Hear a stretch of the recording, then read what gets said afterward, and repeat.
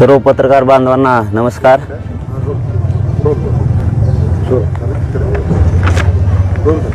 आज आपण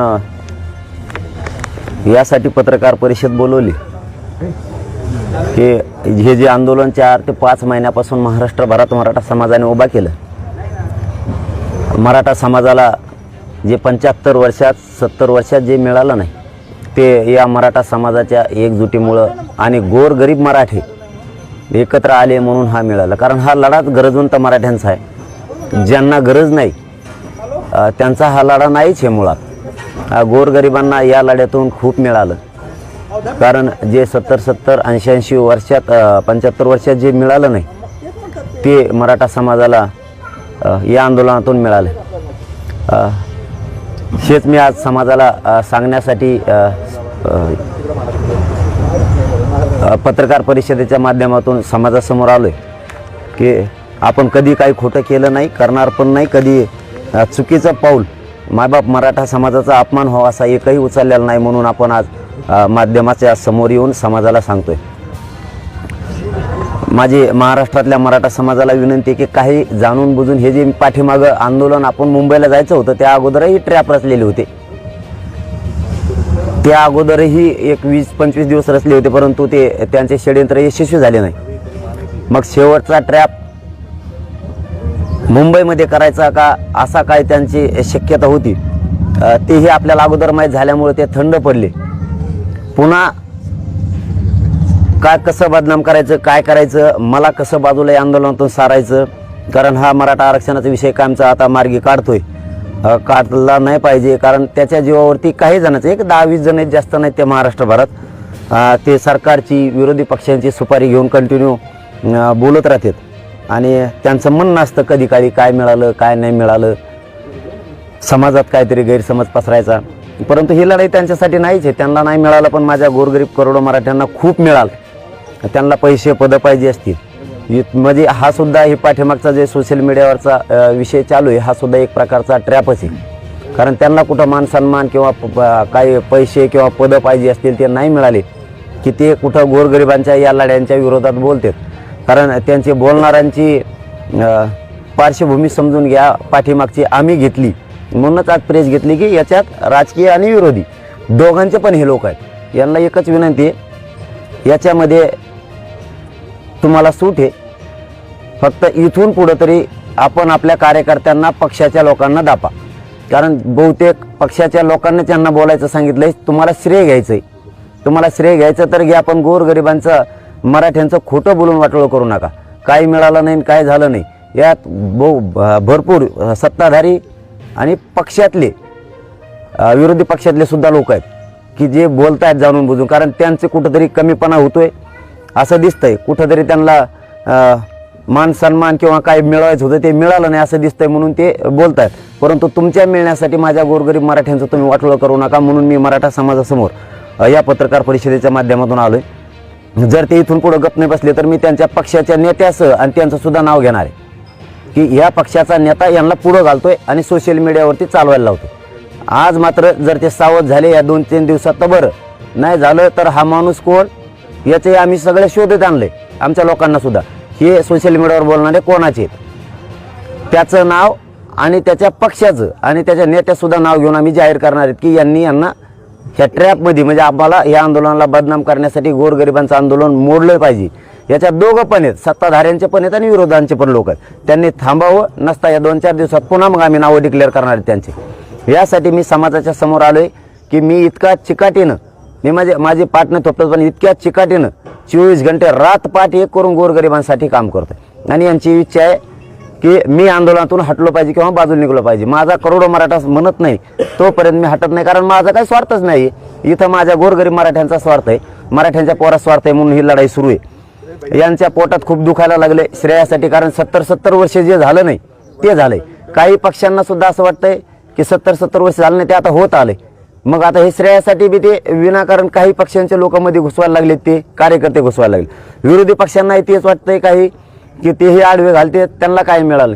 काही मराठा समाजाचे काही खूप जळणारे काही नेते आहेत, त्यांनाही वाटतं आपल्याला काय मिळालं नाही, म्हणजे समाजाचंच काम करणारे काही 10-15 जण आहेत त्यांनाही वाटतंय आपण इतके दिवस लढलो, काहीच मिळालं नाही, तुम्हाला मिळालं नाही, त्याला आम्ही काय करावं? तुम्ही मिळू द्यायला पाहिजे होतं समाजाला.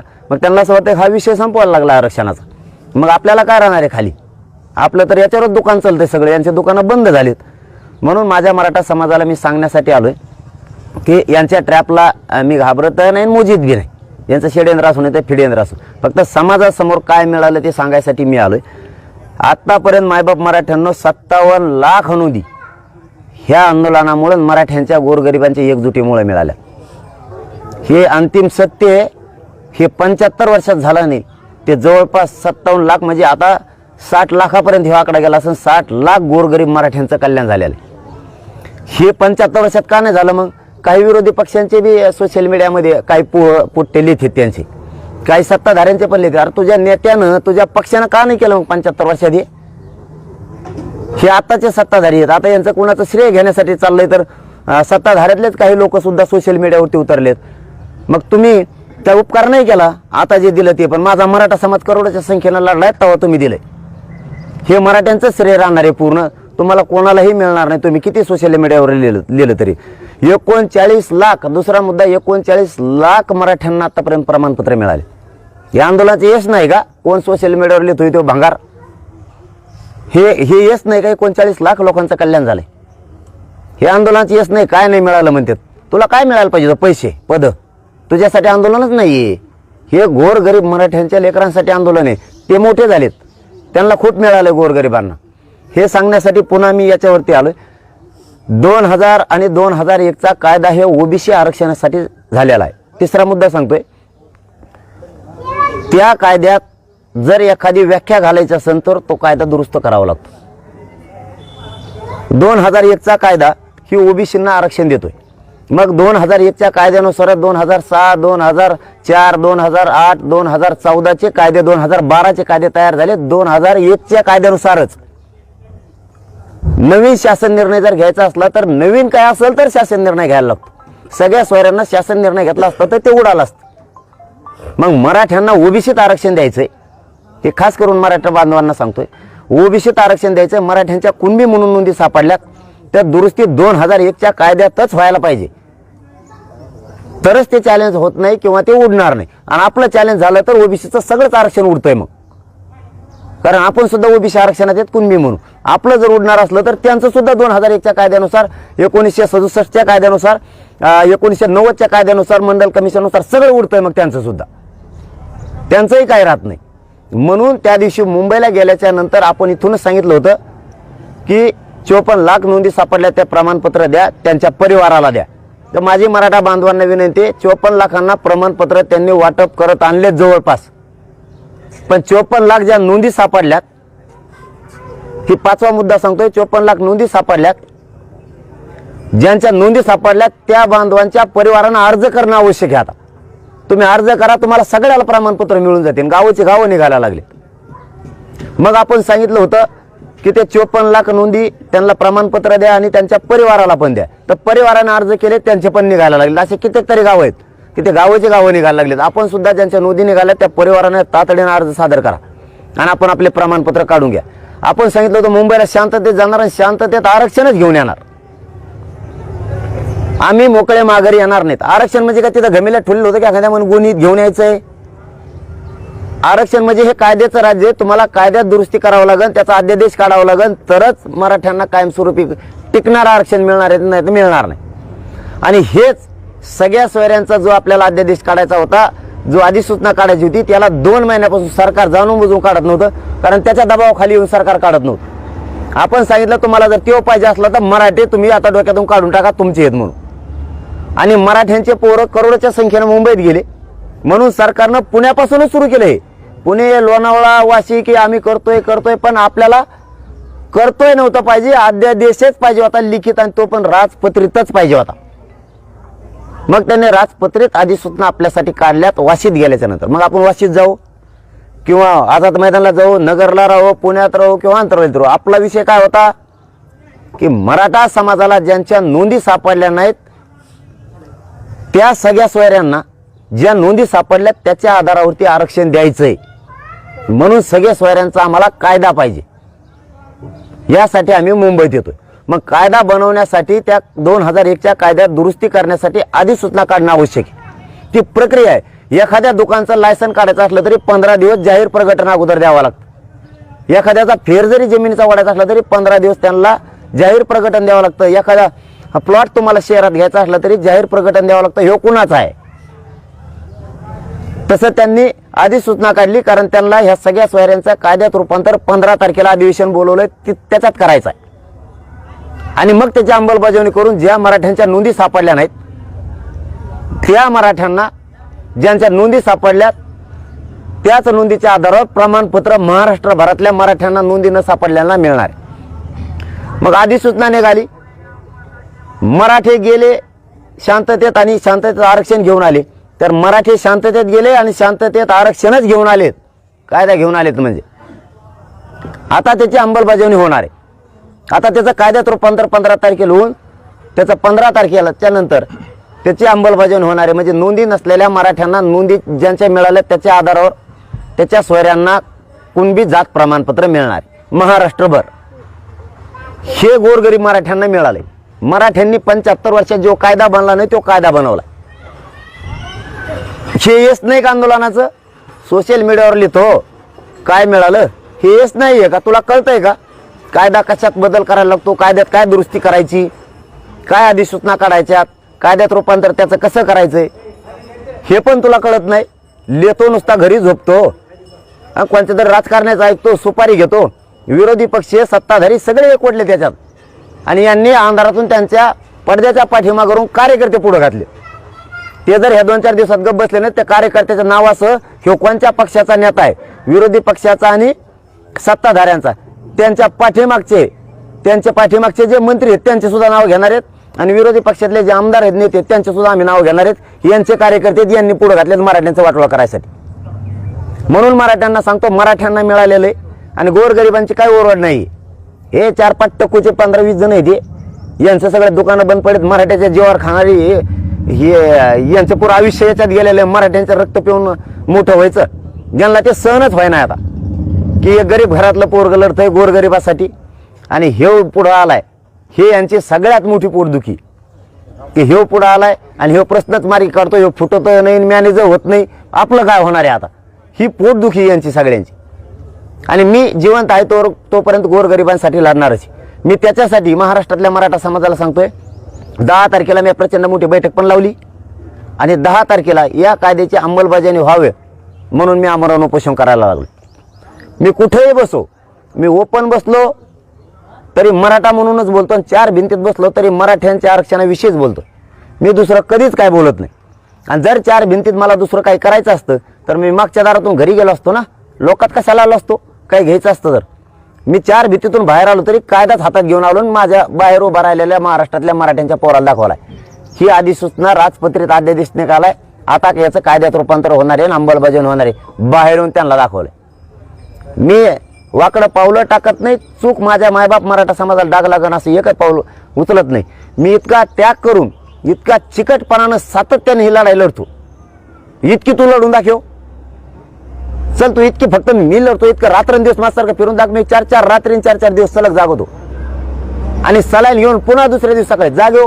तुला व्हॉट्सअप फेसबुकवर लिहाल काय होतं माकडा, तुझं पोट भरलं, तू लोकांच्या जीवावर खाणारा, माझ्या गोरगरिबांचा कावटळा करतोय. माझे इतकं तुला 5 महिने झाले या जागेवर बसून मी 5 महिने नसताय. पत्रकारांनी माझं वाजविलं असतं, एक बी पाऊल माझं चुकीचं पडलं असतं तरी ते माझ्या नजरासमोर येते. तर पत्रकार बांधव सुद्धा मी सुद्धा हालत सुद्धा नाही जागेवर. तुला होतंय काय नेमकं, तू एकदा मिळू दे, तुझा सुद्धा हिशोब पुरा करणार आहे. आरक्षण मिळू दे, तुला सुद्धा हिशोब पुरा होणार आहे तुझा. तू आज लिहितो, तुला गोड लागतंय. इथं किती अंगावर घ्यायला लागतात आम्हाला माहिती, किती दुश्मन अंगावर घ्यायला लागतात कोणाकोणाचे, तुला बोलून काय होत नाही. इथं आज तुम्हाला सांगतो, 6वा मुद्दा सांगतो तुम्हाला, गावाची गाव कुणबीचे निघायला लागलेत मराठ्याचे. हे यश नाही का आंदोलनाचं, त्या गोरगरीब मराठ्यांचं यश नाही काही. त्यामुळे तुम्ही शांत राहा, गोरगरिबांचं वाटोळं करायच्या मागं लागू नका. गोरगरिबांचं कल्याण होतंय. त्यासाठी मी 10 फेब्रुवारीला जर 4 भिंतीच्या आत बोलून काय बोललो असतो तर सरकारच्याच पुढे केलं असतं ना. मग मी 10 तारखेला मी कठोर आमरण उपोषण पुन्हा पुकारलंय, कारण मला माहिती आहे माझं शरीर साथ देत नाही. ह्या आंदोलनात काय होईल सुद्धा मला माहित नाही. म्हणून मी शेवटचं छत्रपतींचं सुद्धा दर्शन रायगडून घेऊन आलोय. तुला काय अक्कल आहे का बोलताना, तुला सोपं जात आहे. इथं बसून बघ फक्त. जर तिथं चार भिंतीत काही बोललो तर आम्ही असं जर तुला वाटतंय तू दाक्षिद्ध करून त्या दिवशी मी तू म्हणशील ते करतो. तुम्हाला आत्महत्या करता आत्महत्या करतो. काही बोलतो उगा अक्कल नसल्यासारखी काल मला सोशल मीडियावर तुला बोलताय ना, पत्रकार परिषदेत तुला मला बोलताय ना, काय बोलता तुम्हाला अक्कल सुद्धा पाहिजे थोडीफार. अभ्यासक म्हणून मिरून घ्यायला लागले काही काही स्वतःला समाजाचे नेते म्हणून मिरून घ्यायला कुंकडं बोलायला लागला. स्वतःच्या जातीचे असून इतरांचं सोडून द्या ते बोलणारे त्यांच्याकडून अपेक्षा करायची गरज बी नाही, पण तुम्ही स्वतःच्या जातीचे आहेत. हा तुम्ही एक काम करा ना, तुम्ही त्याच्या दुरुस्ती काय करायची सांगा, तुमची काय व्याख्या सांगा, तुम्हाला अभ्यास आहे तो कायदा किती मजबूत होईल यासाठी करा. ते सोशल मीडियावर लिहितो लय शहाणा समजतो स्वतःला. मराठ्यांचा आहे तू इकडे येऊन सांग 10 तारखेला ये, तुम्हाला आव्हान आहे सगळ्या अभ्यासकांना. बाकीचे तर बिचारे तिकडे महाराष्ट्रातले ते मजबूत बाजू मांडणार आहेत त्यांच्यात काय दुमत नाही. ते मजबूत बाजू मांडणार आहेत त्यांची आणि ते कायदा बनण्यासाठी त्यांची व्याख्याही देणार आहेत आणि मजबूत कायद्यासाठी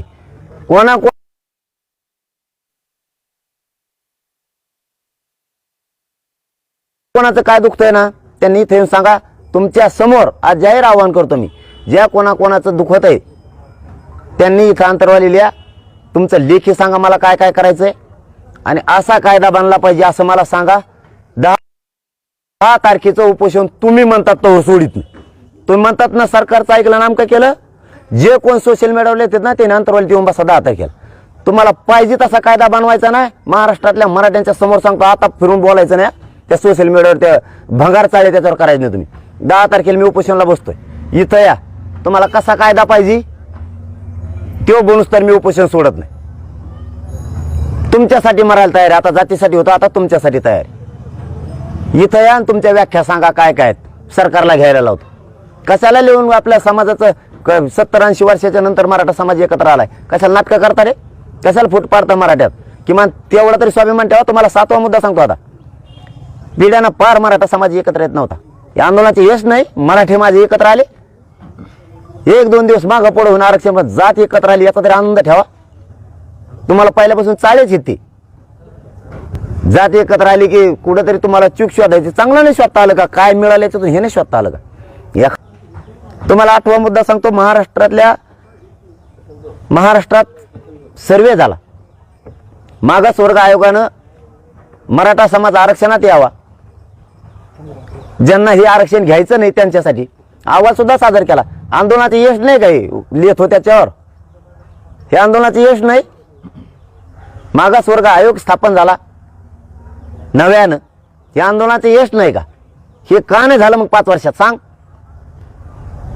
मागासवर्ग आयोग स्थापन झाला, त्या आयोगानं अहवाल सुद्धा बनवला, सरकारला दिला सुद्धा. तेही आरक्षण टिकवण्याची जबाबदारी सरकारची. सगळे सोयऱ्यांच्या अध्यादेश अधिसूचनेची कायदा पारित करून ते टिकवण्याची जबाबदारी सुद्धा सरकारची. त्या दिवशी मुख्यमंत्री साहेबांना सरकारनं जबाबदारी घेतली. हे बी तुला कळत नाही का. मराठ्यांना कळतंय सर्वसामान्याला. आणि मी कशाला आहे, मराठ्यांना माझा शब्द आहे.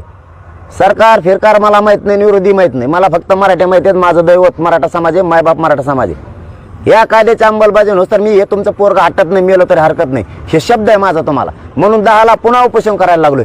ह्या उपोषणात मला काय होईल मलाच माहित नाही, कारण माझं शरीर पाठीमागच्या उपोषणामुळे साथ देत नाही. याच्यात काय होईल मलाच माहित नाही, तरी मी हटत नाही.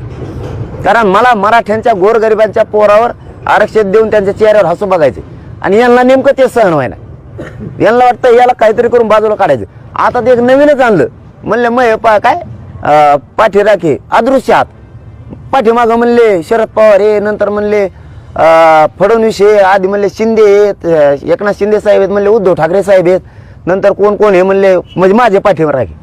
त्यांनी सगळं चाफून बघितलं, कुणीच नाही, कारण मी कोणाला ऐकतच नाही, मी माझ्या फक्त समाजाचं ऐकतो. आता नवीन अदृश्य हात आणले त्यांनी. आमचेच पोरं जे मय कार्यकर्ते येते ते मय अदृश्य हात असते. अरे काय तुम्ही गचपाने हो, तुम्हाला आकले तर पाहिजे. तुम्ही नेमका भाकरीच खातात का रोज, का दुसरं काय खाता. मयच कार्यकर्ते ते म्हणते अदृश्य हात आहेत माया, मग मय कार्यकर्ते माया मग अदृश्य हात असते. तुम्हाला ते 7 लोकांचे नावं टाकलेत. त्याच्यात त्या अंतरवाली सरपंच, डॉक्टर, श्रीराम, आणखी 5-7 जण आहेत, असे नावं टाकले. हे मय कार्यकर्ते, यांनाच मला शिकू शिकू मग फेस पडलाय आणि ते काय शिकणार आहेत मला. म्हणजे हे बघा दुही निर्माण करायची, याला ट्रॅप म्हणतात. दुही निर्माण करायची, हे अदृश्य हात दाखवायचे माझ्या पाठीशी आहेत. अरे ते कार्यकर्ते ते जातीसाठी रात्रंदिवस मान लावून लढतात, खांद्यावर जबाबदारी घेतात. 7 जणांचे नावं टाकली म्हणजे काय व्हावं, लोकांना वाटलं पाहिजे हे 7च जण आहेत काय की आपण कोणीच नाही, म्हणजे आमच्यात फूट पडली पाहिजे. ही सुद्धा ट्रॅपच आहे. ही काय पद्धत आहे? काय करताय तुम्ही, काय नाही करत. जात इथं मोठी झाली पाहिजे. मागासवर्ग आयोगानं सुद्धा अहवाल दिलाय, हे सुद्धा यश आहे, ते सुद्धा आरक्षण मिळणारच आहे समाजाला.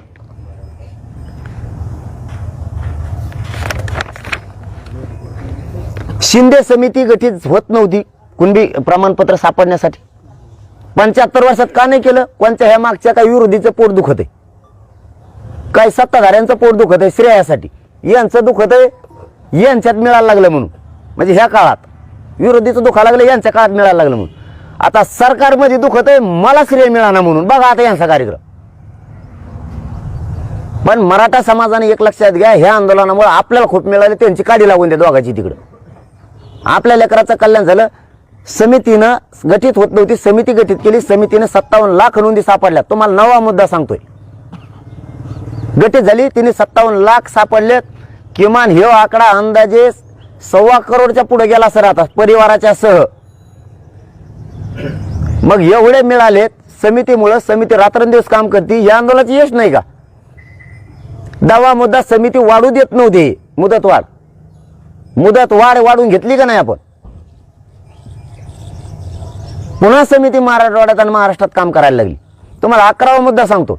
मराठवाड्यात कमी नोंदी सापडल्या म्हणून सरकारनं हैदराबादचं गॅजेट घ्यायचं ठरवलंय शिंदे समितीकडे देऊन. 1884 जनगणना घ्यायची ठरवली. 1902चे दस्तावेज सगळे घ्यायचे ठरवलेत. त्र्यंबकेश्वरचे सगळे पुरावे घ्यायचे ठरवलेत. राक्षस भवनचे भाट, राजस्थानी भाटचे. हे का झालं नाही मग 75 वर्षात? कोण म्हणतोय ना ते भिकार विचाराचं की काय मिळालं मुंबईला गेल्यामुळं किंवा आंदोलनातून, हे 75 वर्षात का झालं नाही? मग हे नाही मिळालं समाजाला.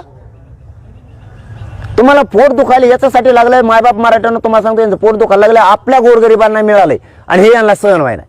त्यानं आपले पोर आता यांच्या पुढे जाणार आहेत. मी हे तुम्हाला महत्वाचं सांगतोय. आपले लेकरं शिकून मोठे होऊन यांच्या पुढे जाणार आहेत, अधिकारी होणार आहेत. म्हणून यांचं पोट दुखायला लागले. कारण हे जरा वरच्या पट्टीतले, यांना खालच्या पट्टीत यायची सवय नाही. म्हणजे गरिबांच्या पोरांच्या हाताखाली बोलायचं किंवा तो हाताखाली राहायला पाहिजे. गरिबाचा कवाबी याच्या तिथंच झेंडे घेऊन पळायला, याचे पॉम्पलेट चिटकायला. आता तो राहणार नाही, तो आता मोठा होणार आहे. ही सगळ्यात मोठी पोटदुखी. म्हणून मला बाजूला सारायचं यांना. इतके खालच्या विचाराचे मी खूप असे लोक पहिल्यांदाच बघितले. इतरांचं सोडून द्या, त्यांची अपेक्षाच नाही करायची. त्याला करून काय मी पुरून उरायला खंबीर आहे त्यांना. पण तुम्ही आपले आहेत ना, तुम्ही येऊन बोला ना. नसन मान तुम्हाला दिला तर ती दमन मान ना. तो समिती समोर काय मांडायचं तुला? तिथं तुला 15 तारखेपर्यंत वेळ दिला ना त्यांनी, तिथं मांड. तुला तिथं नस मांडायची दमान. मी तुला समोर मंत्र्यांना फोन लावून त्यांना तुझं बोलणं घ्यायला लावतो. लांबून बोलू नको. 10 तारखेला या, कोणाला यायची ती. मी तुमचं सगळ्यांचं म्हणणं ऐकतोय, सगळ्यांचं ऐकलेलं आहे. तुमचं एखाद्या टीव्हीला पेपरला नाव आहे ना म्हणून तुम्ही त्या सोशल मीडियावर थैथयाट करायला लागलात का? आणि गोरगरिबांचं वाटोळं करायला लागलात पोराचं. इथं मायबाप मराठ्यांना आपले लेकरं मोठे व्हायला लागलेत, हे यांना सहन व्हायला. कारण यांना वाटतं यांच्या हाताने व्हावं, त्यांच्या हाताने. आम्ही म्हणलो तुमच्या हाताने होऊ नये. तुम्ही का झोपले होते कितके दिवस? मग तुम्ही लढला असताना 40-40 वर्ष, तुम्ही अभ्यास केला असताना 50-50 वर्ष, त्याला मी काय करू? कम नाही काही झालं मग तुम्हाला? तुम्ही आज्याच्या पुण्यावर जगायला बघता काय? मग आपल्या आज्यानं लय पुण्य केलं तर बाबा म्हणून आता मला मिळालं पाहिजे. तू प्रयत्न कर ना. कुठं आज्याच्या पुण्यावर तू मोठा होत असतो काय? तू प्रयत्न कर ना स्वतः.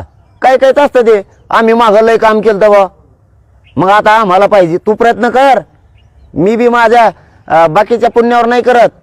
एखादा जर कार्यक्रम पाठीमागं केला तर त्याच कार्यक्रमाच्या जीवावर आज नाही करीत. मी आज पुन्हा लढायला तयार होतो. मी मागच्या पुण्यावर नाही लढत. मी दैनंदिन जीवनात इथं रोजचा रोज त्याग करतो तेव्हा हे मिळतंय. तू मागचं सांगू, तू 20 वर्षापूर्वी केलेलं त्या पुण्यावर आज होत असतं का? आज बी तुला पुण्यच करावं लागेल तेव्हा मिळेल.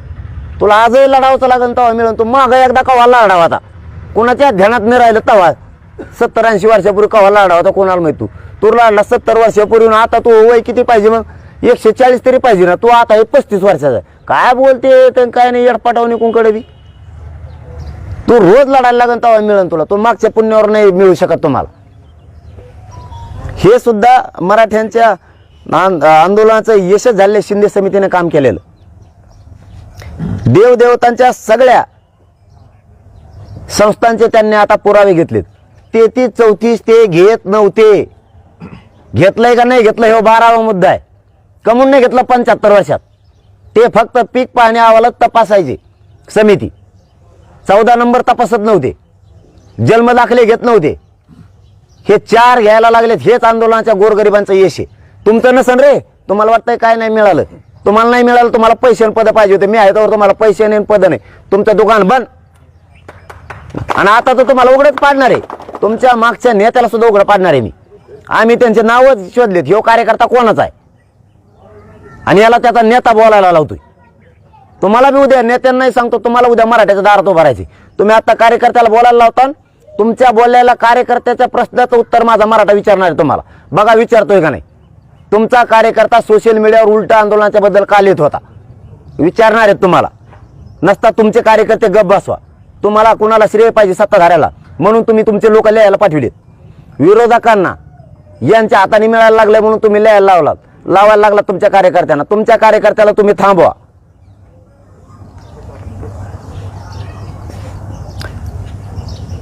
याच्यात 13वा मुद्दा झालाय आंतरवालीसह महाराष्ट्रातल्या केसेस मागे घ्यायचं सरकारनं लिहून दिले. ती प्रक्रिया सुरू झाली. हे यश नाही का आंदोलनाचं. काहीच नाही मिळालं म्हणतो.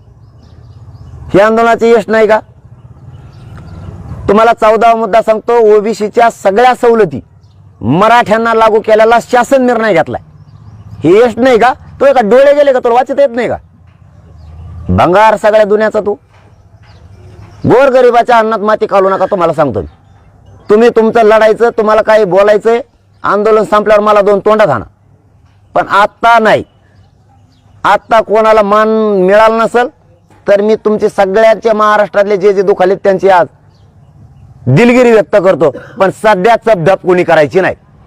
सध्या समाजाचं आंदोलन आहे. समाजाचे पोरं मोठे करायचे यासाठी आंदोलन आहे. तुम्हाला मोठं करण्यासाठी नाही. जर माझ्याकडून कोणाबद्दल मन दुखाला असेल तर मी आज जाहीरपणानं तुमची दिलगिरी व्यक्त करतो.